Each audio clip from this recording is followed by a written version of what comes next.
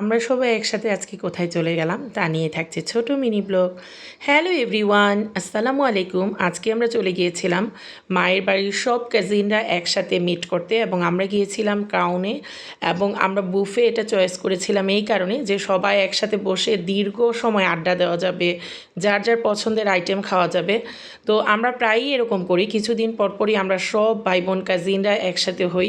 ছোট ভাইয়েরা তো সবচেয়ে বেশি এনজয় করে এখানে আসলে, বোনেরা ভাইয়ের বউরা। আমি বলবো আমাদের ভাইয়ের বউগুলো মাশাআল্লাহ এত পরিমাণ ভালো আমাদের সাথে, আন্ডারস্ট্যান্ডিং আল্লাহর রহমত যে এত পরিমাণ ভালো। তো ওরাও জান্নাতরাও কিন্তু কাজিনরা সবচেয়ে বেশি এনজয় করেছে, ওরা বেবিরাও কাজিনরা একসাথে হয়েছে বহুদিন পরে। বলতে গেলে একটা এরকম গেট টুগেদার পার্টি সবার টুকটাক করা উচিত, এতে মানুষের রিলেশন আরও বেশি মজবুত হয়। তো আমরা এখানে গল্প করছিলাম, এগুলো সব ছোটো ভাইয়েরা খুব করে বলছিল আমাকে ব্লগে নাও ব্লগে নাও, তো তোমাদেরকে নিয়ে ফেলেছি ব্লগে। দেখো তোমাদের ব্লগে নিয়েছি, এবং বেবিদেরকেও একটু দেখিয়ে দিলাম আমাদের সব ভাই বোনের ছেলেমেয়েরা। মাশাআল্লাহ সব বেবিরা একসাথে। তারপরে খাবারগুলো দেখাচ্ছি, খাবারগুলো তো দেখানো সম্ভব না কারণ বুফে প্রচুর আইটেম থাকে। আমি অল্প অল্প আইটেম নিয়েছি বেবিকে নিয়ে। তারপর আমরা এর মাঝে আবার আড্ডার আয়োজন করেছি, ফটোশ্যুটের আয়োজন করেছি। আমরা একসাথে হলে অনর্থক কথা বলি, আমরা একসাথে হলে অনেক বেশি মাস্তি করি, আমরা একসাথে হলে ভুলে যাই আমাদের আসলে কি বলা উচিত।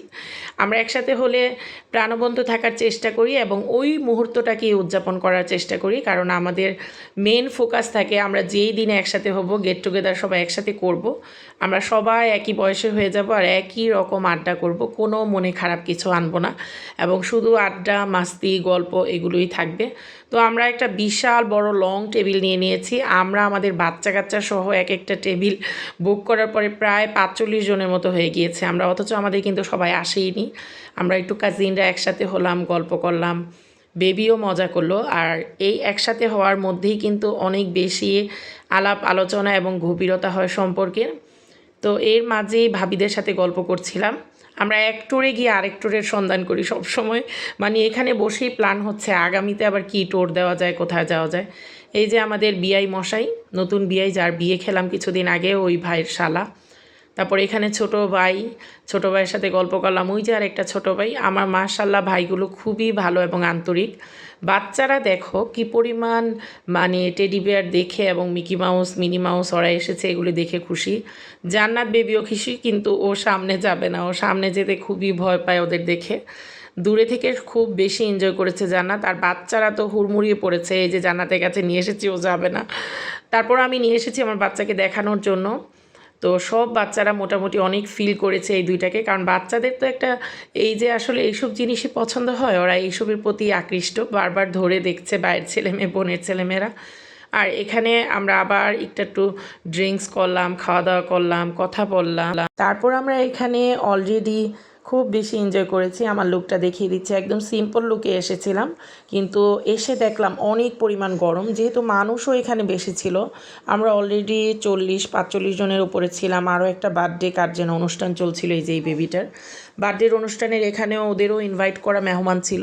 তো অলরেডি এটা একদম গ্যাদারিংয়ে ভরে গিয়েছিল। আর এই যে দেখো আমার ভাইয়ের মেয়ে সারা বেবি কিন্তু এখানে ছবি তুলেছে, ফটোশ্যুট করেছে।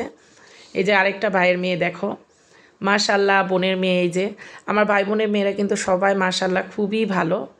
আর এই যে দেখো এখন বেবি হাই দিবে ফুপ্পিকে হাই দিচ্ছে, ওই যে দেখো মাশাল্লাহ। এখানে সব বেবিরা খেয়ে নিচ্ছে, নিজের মতো করে সময় কাটাচ্ছে, আর এর মাঝেই বাচ্চা কাচ্চারা এখানে ওখানে দৌড়াদৌড়ি করছে, দেন সবাই গল্প করছে। আমি এক টেবিলের এক প্রান্তে খাওয়া দাওয়া করে আবার আরেক প্রান্তে চলে গিয়েছি ছোট ভাই বোনদের সাথে গল্প করতে। আসলে আমরা বেশি মানুষ, একটু আমাদের আত্মীয় স্বজনের একটু মানে সংখ্যা একটু বেশি, আলহামদুলিল্লাহ মাশাল্লাহ এটা বলবো। আর এখানে আবার আমি ডেজার্ট নিতে চলে আসলাম আমার বেবির জন্য। আমার বেবি খুব অল্প খাবার খায়, এর জন্য আমি ওর পছন্দের খাবারগুলোকেই দেওয়ার চেষ্টা করেছি। এটা আমার ছোটো ভাই মাশাল্লাহ রবিন, ওর ব্যবহার কিন্তু খুব অমায়িক, এবং ও আমাকে খাইয়ে দিবে।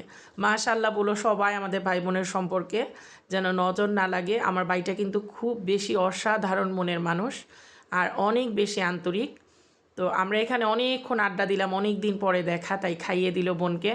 আর এখানে সবাই কথা হচ্ছে নিজের মতো, বেবিরাও কথা হচ্ছে, এটা দেখেও আমার খুব এনজয় হয়েছে যে আমরাও একটা ফ্রেন্ড, ওরাও একটা ফ্রেন্ড কাজিনরা।